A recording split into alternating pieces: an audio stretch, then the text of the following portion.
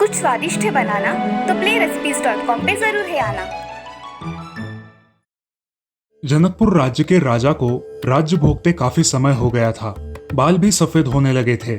एक दिन उसने अपने दरबार में उत्सव रखा और अपने गुरुदेव एवं मित्र देश के राजाओं को भी आमंत्रित किया। उत्सव को रोचक बनाने के लिए राज्य की सुप्रसिद्ध नर्तकी को भी बुलाया गया। राजा ने कुछ स्वर्ण मुद्राएं अपने गुरुजी को भी दी ताकि नर्तकी के अच्छे गीत व नृत्य पर वे उसे पुरस्कृत कर सके। सारी रात नृत्य चलता रहा। ब्रह्म मुहूर्त की बेला आई। नर्तकी ने देखा कि तबले वाला ऊब रहा है और तबले वाले को सावधान करना जरूरी है, वरना राजा दंड दे सकते हैं। तो उसे जगाने के लिए नर्तकी ने एक दोहा पढ़ा। बहु बीती थोड़ी रही, पल पल गई बिताई, एक पल के कारणे न कलंक लग जाए कोई। अब इस दोहे का अलग अलग व्यक्तियों ने अपने अनुरूप अर्थ निकाला। तबले वाला सतर्क होकर बजाने लगा। जब ये दोहा गुरुजी ने सुना तब गुरुजी ने सारे मोहरे उस नर्तकी को अर्पण कर दिए। दोहा सुनते ही राजा की लड़की ने भी अपना 9 लखा हार नर्तकी को भेंट कर दिया और राजा के पुत्र युवराज ने भी अपना मुकुट उतारकर नर्तकी को समर्पित कर दिया। राजा बहुत ही अचंभित हो गया। सोचने लगा, रात भर से नृत्य चल रहा है पर अचानक ये क्या हो गया। अचानक एक दोहे से सब अपनी मूल्यवान वस्तुएं बहुत खुश होकर नर्तकी को समर्पित कर रहे हैं। राजा सिंहासन से उठा और नर्तकी को बोला, सिर्फ एक दोहे द्वारा एक सामान्य नर्तिका होकर भी तुमने सबको लूट लिया। जब ये बात राजा के गुरु ने सुनी तो गुरु की आंखों में आंसू आ गए और गुरुजी ने कहा, राजा, ये नर्तकी अब मेरी गुरु बन गई है क्योंकि इसने इसके दोहे से मेरी आंखें खोल दी है। इस दोहे से ये कह रही है कि मैं सारी उम्र जंगलों में भक्ति करता रहा और आखिरी समय में नर्तकी का मुजरा देखकर अपनी साधना नष्ट करने यहाँ चला आया। राजा, मैं तो चला। ये कहकर गुरुजी तो अपना कमंडल उठाकर जंगल की ओर चल पड़े। तभी राजकुमारी ने कहा, पिताजी, मैं जवान हो गई हूँ, आप आंखें बंद किए बैठे हैं। मेरी शादी नहीं कर रहे थे और आज रात मैंने आपके महावत के साथ भागकर अपना जीवन बर्बाद कर लेना था, लेकिन इस नर्तकी के दोहे ने मुझे सुमति दी है कि जल्दबाजी मत कर, तभी तो तेरी शादी होगी। क्यों अपने पिता को कलंकित करने पर तुली है। और तभी युवराज ने खड़े होकर कहा, पिताजी, आप वृद्ध हो चले हैं फिर भी मुझे राज नहीं दे रहे थे। मैंने आज रात ही आपके सिपाहियों से मिलकर आपका कत्ल करवाने की योजना बनाई थी, लेकिन इस नर्तकी के दोहे ने समझाया कि पगले, आज नहीं तो कल आखिर राज्य तो तुम्हें ही मिलना है। क्यों अपने पिता के खून का कलंक अपने सिर पर लेता है। जब ये बात राजा ने सुनी तो राजा को भी आत्मज्ञान हो गया। राजा के मन में वैराग्य आ गया। राजा ने तुरंत फैसला लिया कि वो युवराज का अभी के अभी राज तिलक कर देंगे। और फिर क्या, उसी समय राजा ने युवराज का राज तिलक करवाया और अपनी पुत्री से कहा, पुत्री, दरबार में एक से एक राजकुमार आए हुए हैं। तुम अपनी इच्छा से किसी भी राजकुमार के गले में वरमाला डालकर पति रूप में चुन सकती हो।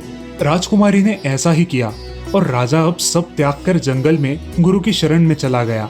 ये सब देखकर नर्तकी ने सोचा, मेरे एक दोहे से इतने लोग सुधर गए, लेकिन मैं क्यों नहीं सुधर पाई।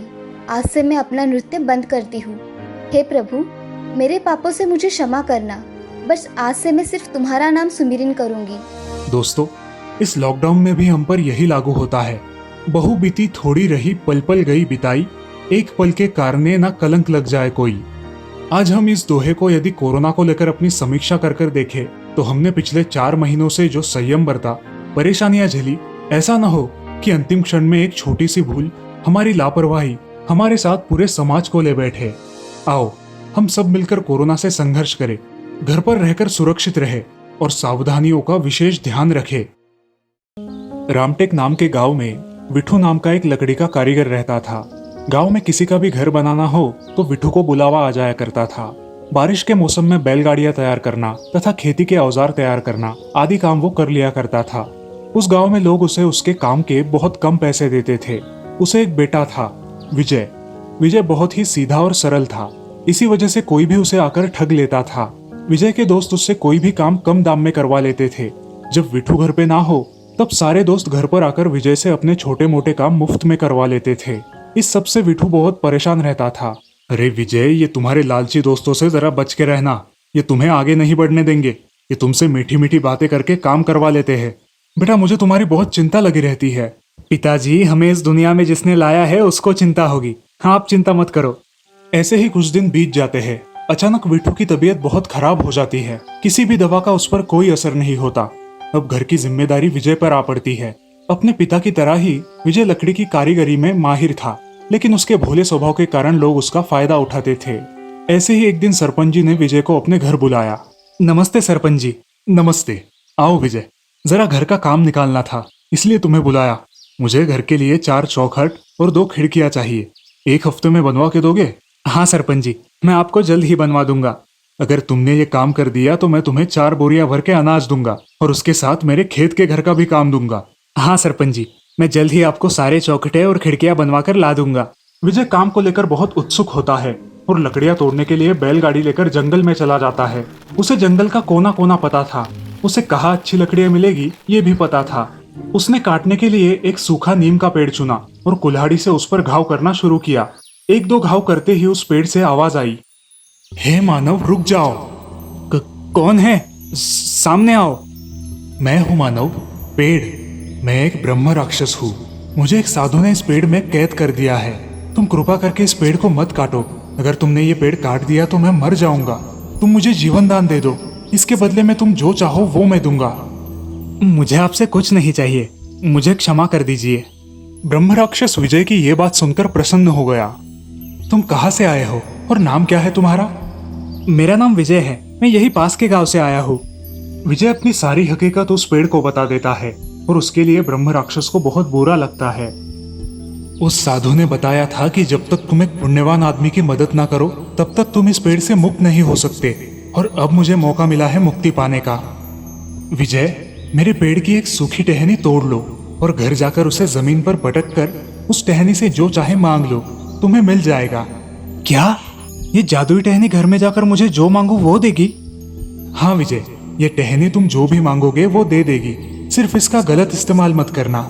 हाँ ब्रह्म राक्षस, मैं इसका सही इस्तेमाल करूंगा।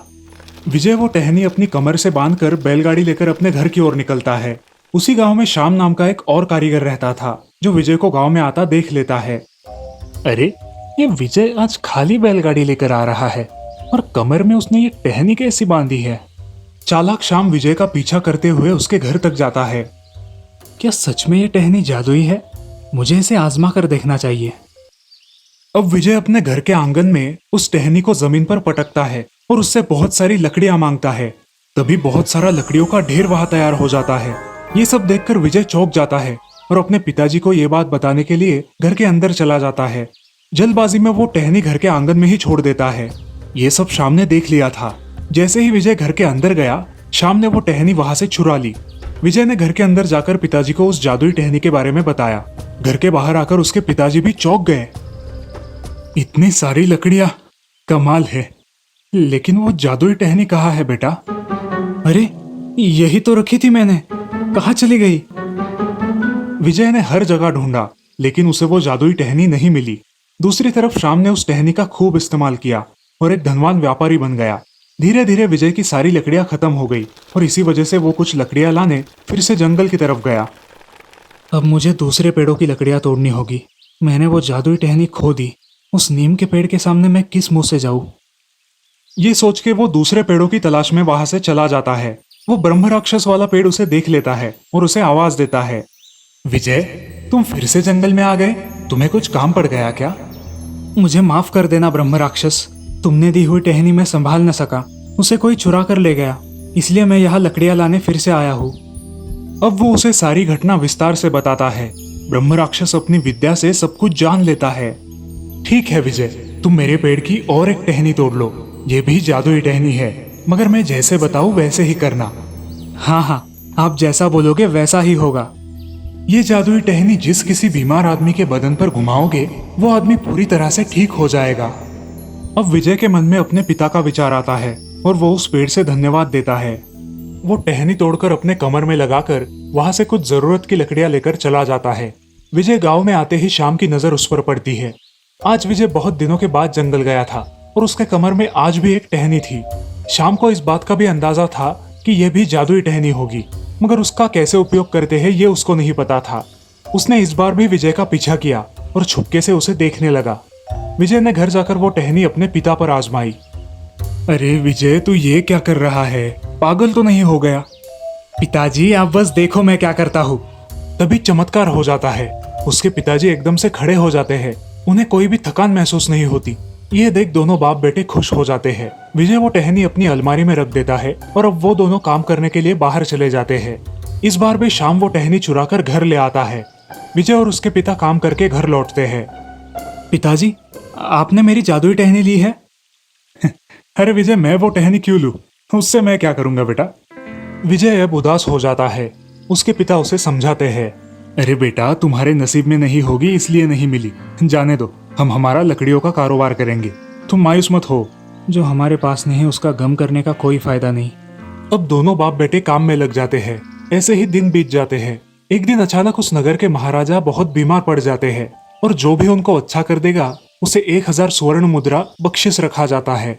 अब शाम के मन में एकदम से विचार आता है, विजय ने अपने पिताजी को इसी जादुई टहनी से ठीक किया था। अब ये जादुई टहनी मेरे बहुत काम आएगी। ये जादुई टहनी मैं राजा के पास ले जाऊंगा और उन्हें ठीक करके उनसे इनाम मांग लूंगा। ये सोच के शाम महाराज के राज दरबार में चला जाता है। कौन हो तुम? मैं एक लकड़ियों का व्यापारी हूँ, मुझे महाराज से मिलना है। सेवक सूचना महाराज को देते हैं। महाराज जानते थे कि श्याम जो लकड़ियों का व्यापारी है वो बहुत कंजूस और लालची किस्म का आदमी है। महाराज उसे अपने कक्ष में बुलाते हैं। प्रणाम महाराज। बोलो यहाँ क्या काम है तुम्हारा? मेरे पास आपको ठीक करने की एक बहुत अच्छी दवाई है, मगर आप ठीक हो गए तो मुझे इनाम और मैं जो मांगूंगा वो देना होगा। ठीक है, मैं ठीक हो गया तो तुम्हें तुम्हारी मुंह बोली कीमत मिलेगी। अब श्याम ने वो जादुई टहनी निकाली और महाराज पर उसका प्रयोग किया, लेकिन अनर्थ हुआ। महाराज ठीक होने से उल्टा और ज्यादा बीमार हो गए। हे भगवान, अब मैं क्या करूं? ये महाराज और इसके सैनिक मुझे नहीं छोड़ेंगे। यहाँ से निकलना ही ठीक होगा। पकड़ लो इस चालाक श्याम को और इसे कारागार में डाल दो। दया महाराज दया, आप बड़े दयालु हैं, मेरा ये गुनाह माफ कर दीजिए महाराज। सच्चाई क्या है बता दो, वरना आजन्म कारावास भुगतना पड़ेगा। महाराज आप ही हमारे पालन करता हो, आपसे क्या छुपाना। अब वो महाराज को सारी सच्चाई बता देता है और ये भी बताता है कि कैसे उसने विजय से वो टहनी चुराई। महाराज विजय को राज दरबार में बुलाते हैं। सैनिक विजय को महल लेकर आते हैं और राजा द्वारा विजय को सारी सच्चाई समझ आ जाती है। विजय, हमें लगता है कि अब तुम ही हमें बचा सकते हो। क्या तुम्हारे पास कोई उपाय है? हाँ महाराज, ये टहनी तो मेरी ही है, मगर ये किसी को बीमार नहीं करती। ये तो बीमार को ठीक कर देती है। न जाने आप पे इसका विपरीत परिणाम कैसे हुआ।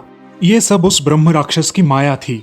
अब विजय महाराज के सर से लेके पांव तक वो जादुई टहनी घुमाता है और महाराज एकदम से ठीक हो जाते हैं। वे बेहद खुश होकर इनाम में विजय को 5000 स्वर्ण मुद्रा और गांव की 100 एकड़ जमीन बख्शिश के रूप में देते हैं। वहां ब्रह्म राक्षस को भी उस पेड़ से मुक्ति मिल जाती है। शाम को महाराज दंड के साथ साथ 5 सालों की सजा सुनाते हैं। अब विजय और उसके पिताजी एक खुशहाल जिंदगी बिताते हैं। इस कहानी से हमें ये सीख मिलती है कि हमें चोरी नहीं करनी चाहिए, क्योंकि हर छोटी मोटी चोरी कभी ना कभी पकड़ी जाती ही है। चंदरपुर नाम के गांव में राधा नाम की औरत रहा करती थी। उसका परिवार बहुत समृद्ध था। घर में वो, उसका पति, एक बेटी और बूढ़ी सास रहा करती थी। राधा स्वभाव से बहुत रहमदिल थी और गांव में किसी की भी मदद कर देती थी। उस गांव के जंगल में गज्जू नाम का एक डाकू रहता था। वो बहुत ही खतरनाक था। सारे गांव वाले उससे डरते थे। वो जो भी मांगता गांव वाले उसे दे दिया करते थे। राधा का पति सुधीर एक दिन जंगल से जा रहा था। तभी गज्जू डाकू ने उसका रास्ता रोक लिया। क्यों रे, कहाँ जा रहा है? घर जा रहा हूँ, तुमसे मतलब? अरे हमसे कैसे मतलब नहीं, हम तो तुम्हारी जान के बदले में तुमसे कुछ मांग रहे हैं। घर जाकर 1 लाख रुपया लेकर आओ। 1 लाख रुपया कितना होता है पता भी है? पता नहीं तो आप देंगे ना, तब गिन के पता कर लेंगे। क्यों साथियों? ऐसा कह के वो डाकू जोर जोर से हंसने लगते हैं। तुम्हें तो पता है, अगर पैसे नहीं दिए तो क्या होगा, तुम्हें बताने की कोई जरूरत नहीं है। अरे मैं इतने पैसे कहाँ से लाऊंगा, वो तुम जानो। अब सुधीर बहुत चिंता में डूब जाता है और अपने घर बहुत देर बाद पहुंचता है। क्या हुआ जी, आप कभी भी इतनी देर से घर नहीं आते हो? आज क्या बात है, बड़ी टेंशन में दिखाई दे रहे हो। कुछ नहीं, बाद में बात करते हैं। अब सुधीर खाना खा के अपने कमरे में चला जाता है और कमरे में जाकर कुछ पैसे गिनने लगता है। राधा ये सब देखती है और उसके पास आती है। अजब, क्या कर रहे हो और ये पैसे क्यों गिन रहे हो? ऐसी क्या मुसीबत आ पड़ी? अरे राधा, आज घर आते समय वो गज्जू डाकू दिखाई दिया था। उसने मुझे धमकी दी है कि कल के कल उसे 1 लाख रुपए चाहिए, और वो भी नगद। हाय राम, क्या होगा अब हम क्या करें? इतने पैसे तो नहीं है हमारे पास। हाँ राधा, और पैसों का इंतजाम तो करना ही होगा। तुम्हें तो पता है वो गज्जू डाकू कैसा है, किसी को मारने से पहले सोचता भी नहीं। हाँ जी, ये तो सच ही है। सुधीर अगले दिन सरपंच जी से कुछ पैसे मांगने जाता है। नमस्ते सरपंच जी। नमस्ते, कहो कैसे आना हुआ? सरपंच जी, आपसे मुझे कुछ पैसों की मदद चाहिए थी, कुछ दिन बाद लौटा दूंगा। अरे मगर ऐसे अचानक? हाँ सरपंच जी, कुछ अर्जेंट ही समझ लीजिए, कृपा करके पैसे दे दीजिए। अरे तू ले जा, मगर बात तो बता कि क्या हुआ है। बाद में बताऊंगा सरपंच जी, अभी नहीं, चलता हूँ। पैसे लेकर सुधीर जल्दी जल्दी घर चला जाता है और घर से बचे हुए पैसे लेकर जंगल में गुज्जू डाकू के पास जाता है। वो पैसे उसके हवाले कर देता है। जब सुधीर जंगल में जा रहा होता है, राधा उसके पीछे पीछे छुपके से जाती है, क्योंकि उसे पता था कि गज्जू एक नंबर का लुच्चा और लफंगा बदमाश डाकू है। अब वो दूर खड़ी ये सब देखती है और गुस्से से लाल हो जाती है। तभी गज्जू का साथी सुधीर के पीछे से आता है और उसे पकड़ लेता है। सुधीर बहुत झटपटाता है मगर अपने आप को छुड़ा नहीं पाता। तभी राधा बीच में आती है और अपने साथ लाया डंडा लेकर उस आदमी के सिर पर जोर से मारती है। वो आदमी जमीन पर गिर जाता है। ये सब देखकर गज्जू और उसके साथी बहुत गुस्सा हो जाते हैं और सुधीर और राधा दोनों की हत्या कर देते हैं। वे उनकी लाशों को घने जंगल में फेंक देते हैं। यहाँ उनकी बेटी और बूढ़ी माँ उनका इंतजार करते रहते हैं। बूढ़ी माँ गांव में घूम घूम कर अपने बेटे और बहू को ढूंढती है, लेकिन उनका कुछ पता नहीं चलता। इधर जंगल में राधा एक चुड़ैल में परिवर्तित हो जाती है। धीरे धीरे चुड़ैल ने प्रतिदिन गज्जू के एक एक साथी को मारना शुरू किया। इस बात को लेकर अब गज्जू के साथी डर गए थे। सरदार, आप कहते हो कि कुछ नहीं होगा, मगर यहाँ तो हमारे दिन ब दिन एक एक साथी मर रहे हैं। अब हम क्या करें, और पता भी नहीं लगता कि कौन मार रहा है। ठीक है, अब हम एक योजना बनाएंगे। अब हम जंगल में लोगों को लूटना बंद करेंगे और अब गांव में जाकर लोगों को लूटेंगे। लोगों के मन में डर बिठाना बहुत जरूरी है और इसके लिए हमें गांव लूटने की जरूरत है। अब डाकू और उसके साथी गांव में चले जाते हैं और स्कूल के बच्चों को अगवा करके जंगल ले आते हैं, मगर इस बात की गांव वालों को कोई खबर नहीं होती। अरे गांव में इन लोगों को हमारे एक आदमी ने जाकर सूचित करना होगा, तभी इन मूर्ख गांव वालों को पता चलेगा। तब एक डाकू गांव में जाकर लोगों को बताता है, सुनो गांव वालों सुनो, तुम्हारे बच्चे हमारे पास है, इसलिए हमारे सरदार जो भी कीमत बोलेंगे वो आपको देनी होगी, वरना आपके बच्चों का क्या होगा आप जानते हैं। एक बच्चे की कीमत है 1 लाख रुपए, समझे? अब सारे गांव वाले चिंता में डूब जाते हैं कि इतने पैसों का इंतजाम कहाँ से किया जाए। बच्चे प्यारे हैं तो पैसे तो लाने ही होंगे, वरना ये डाकू उन्हें बेरहमी से मार डालेगा। ये सारी बातें चुड़ैल सुन लेती है और जंगल में चली जाती है। जंगल जाकर वो देखती है कि सारे बच्चों को उन डाकुओं ने एक झोपड़ी में कैद किया होता है। अच्छा, इस गज्जू ने बच्चों को यहाँ छुपा कर रखा है। गांव वालों को तो परेशान करता ही है, मगर अब इन छोटे बच्चों को भी परेशान कर रहा है। अब वो चुड़ैल उन बच्चों को देखने उस झोपड़ी के पास चली जाती है और वहां देखती है तो उसकी बेटी भी उन अगवा की हुई लड़कियों में होती है। हमें तो मार डाला, अब मेरी बच्ची को भी मारना चाहता है। चुड़ैल अपने घर चली जाती है। माँ जी, मैं हूँ राधा। कौन है? कहाँ है मेरी राधा? बताएगा कोई? तभी चुड़ैल सास के सामने आ जाती है और सास उसे देखकर रोने लगती है। माँ, मैं राधा। मुझे और आपके बेटे को इस गज्जू डाकू ने मार डाला और उस जंगल में फेंक दिया, और अब मेरी बेटी को भी उसने अगवा कर लिया है। हाय राम, ये क्या बोल रही हो तुम राधा? और सुलू कहाँ है बेटी? उसने सुलू को जंगल में एक झोपड़ी में रखा है और उसके साथ गांव की और लड़कियां भी अगवा की है उसने। मैं उसे सबक सिखाऊंगी, मगर मुझे आपकी मदद चाहिए। कैसी मदद राधा? माँ जी, आपको गांव जाकर सरपंच जी और गांव के कुछ लोगों को साथ लेकर आना होगा और पुलिस को भी बुलाना होगा। वो बहुत खतरनाक है, किसी को नुकसान नहीं पहुंचना चाहिए। ठीक है राधा, मैं अभी जाकर सारे गांव वालों को बुला कर लाती हूँ, मगर मुझ पर विश्वास कौन करेगा? नहीं माँ जी, सब विश्वास करेंगे। अब जाइए और बुलाइए, बाकी का मैं संभाल लूंगी। राधा की सास सारे गांव वालों को बुला कर लाती है और उन सबके सामने राधा अपने चुड़ैल के रूप में आती है और उसकी कहानी सभी गांव वालों को बताती है। अब सारे गांव वाले राधा की सास पर विश्वास रखते हैं। सरपंच और गांव के कुछ आदमी पुलिस को बुलाते हैं और उसी रात गांव वालों को लेकर राधा उस जंगल में जाती है। सारे डाकू सो रहे होते हैं। कहाँ है डाकू? वहाँ उन घनी झाड़ियों के बीच में, और वहाँ पे उसकी एक झोपड़ी भी है जिसमें उसने गांव की सारी लड़कियों को कैद किया हुआ है। चलो पहले लड़कियों को छुड़ा कर लाएंगे। रुको, पुलिस को आने दो। अब तक बहुत सारे मासूम लोगों की जान जा चुकी है, इसलिए अब नहीं। जो भी फैसला लेना है सोच समझ कर लेना होगा। तभी पुलिस आ जाती है। अब पुलिस के साथ साथ सरपंच, राधा और गांव वाले जंगल में इधर उधर फैल जाते हैं। कहाँ बच के जाओगे अब? आया ना उठ पहाड़ के नीचे। कौन है भाई? आवाज तो आ रही है मगर कोई दिखाई नहीं देता। राधा उसके सामने आ जाती है। उसको वहां देख गज्जू बहुत डर जाता है और भागने लगता है। चुड़ैल उसके पीछे भागकर उसे धक्का देकर गिरा देती है। अरे अरे छोड़ दो चुड़ैल, मैंने तुम्हारा क्या बिगाड़ा है? तुमने मुझे मारा और पूछते हो कि क्या बिगाड़ा है? मेरा परिवार बर्बाद कर दिया है। अब मैं तुम्हें नहीं छोड़ूंगी। तुम इसे मत मारो, इसे कानून सजा देगी। अरे कानून सजा देगा तब तक ये फिर से भाग के डकैती करेगा, लोगों के खून करेगा। इससे अच्छा है कि मैं ही इसे मार डालूं। ऐसा कह के चुड़ैल उसे पेड़ से लटकाकर मार डालती है और उसके बाकी साथियों को पुलिस के हवाले कर देती है।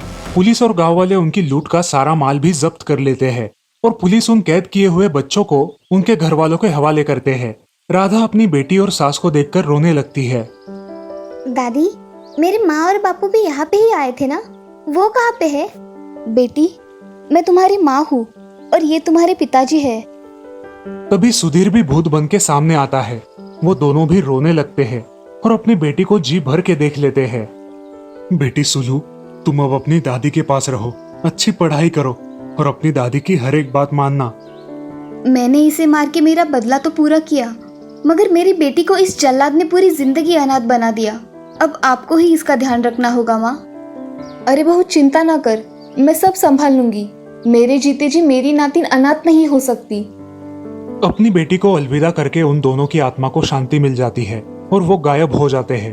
अब डाकू को लेकर पुलिस चली जाती है और सारे गांव वाले अब उन बच्चों को छुड़ाकर अपने अपने घर ले जाते हैं। इस तरह चुड़ैल राधा सभी गांव वालों की जान बचा लेती है। इस कहानी से हमें ये सीख मिलती है कि कर भला तो हो भला और कर बुरा तो हो बुरा।